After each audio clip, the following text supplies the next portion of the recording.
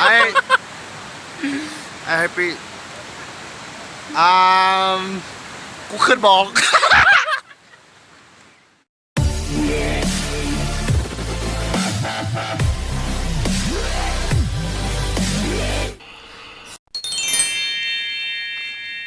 มาครั้งแรกได้นี่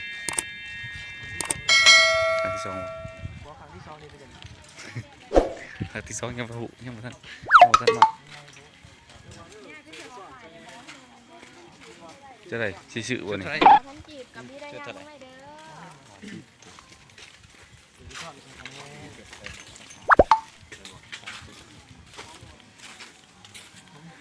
้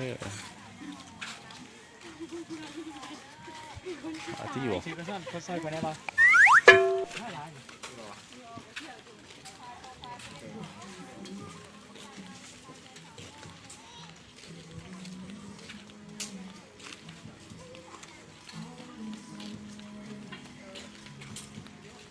ต่ำมันจะ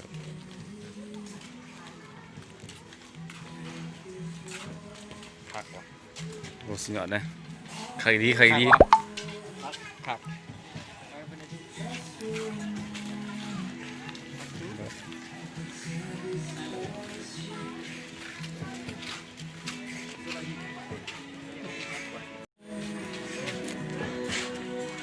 ด้านยังไง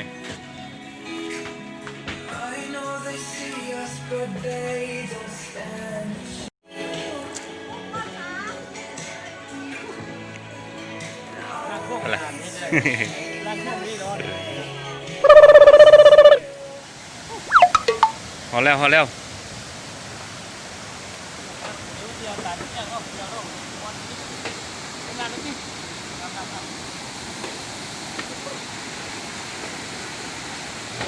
น้ำโต๊ะ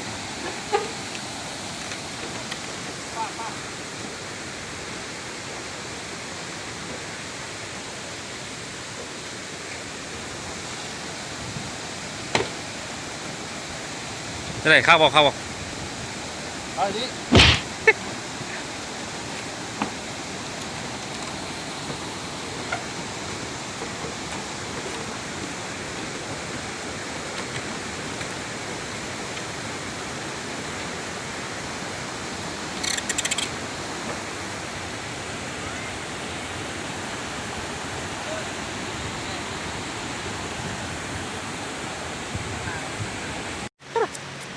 เกาคือเกาตอนนี้ครับพี่น้องครับไปเรื่อยๆน้อง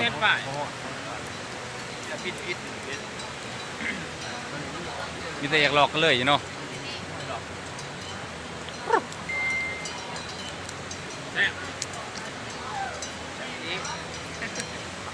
เตอร์คนไหนตัวนี้เตอร์คนเชียงสาวเชียงยังอีกเนาะเพราะว่ายุ่งเขากินดีเพราะยุ่งก่อนโมเมนต์กินตอนก่อนเชียงคนอ่ะโอ้กากนะเชียงว่าเรื่องเดียวแต่บางเชียงเลือดอยู่แกะเลยอยู่เนาะฮาร์ดแต่ก็จังดีไปเป็นถ่ายหูวิดีโอนี่สังเนี่ยนี่ห้องแถแกะดิยังไงแกะดิไม่หนักเลยโอ้ยมันคือจะแจกอะไรบ่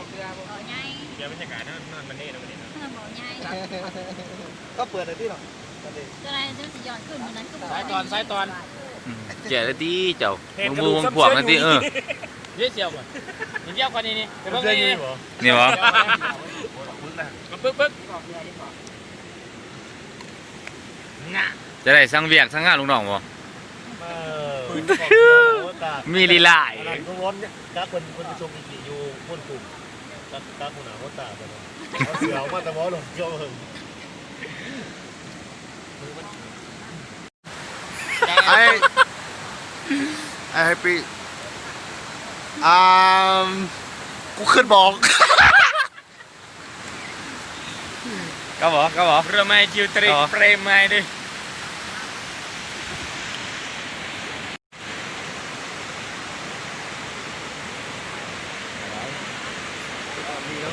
ฮะฝากได้ไปจัดไป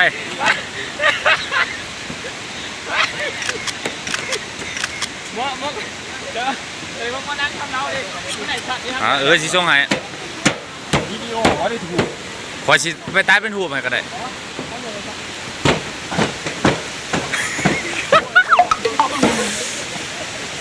ไปโอ้ยบ่จักไล่เว้ย เอาเลยเดี๋ยวดิ กลับแล้วพี่น้องการเนื่องกลับแล้ว ก่อนทำแบบนี้รับปัดสิรับไป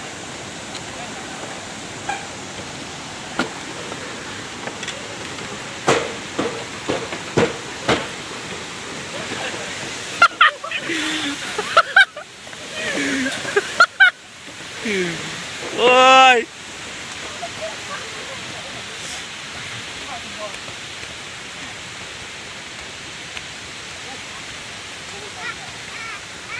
สมัย เอากินดูนี่กูเบื่อมึงดิ บัวเนาะ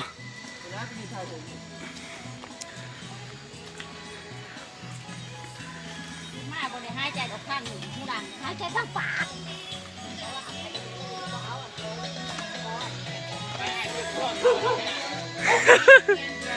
เดี๋ยวไปสอนตัวน้องเนี่ยอันสองคนเก่าไหม เอาสามนี่จะเขามา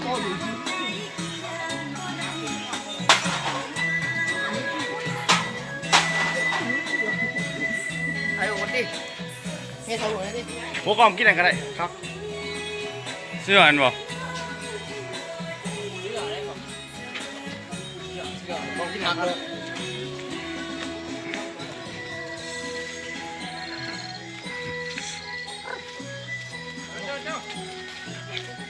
เอาไว้นี่ คิดเก่าไหม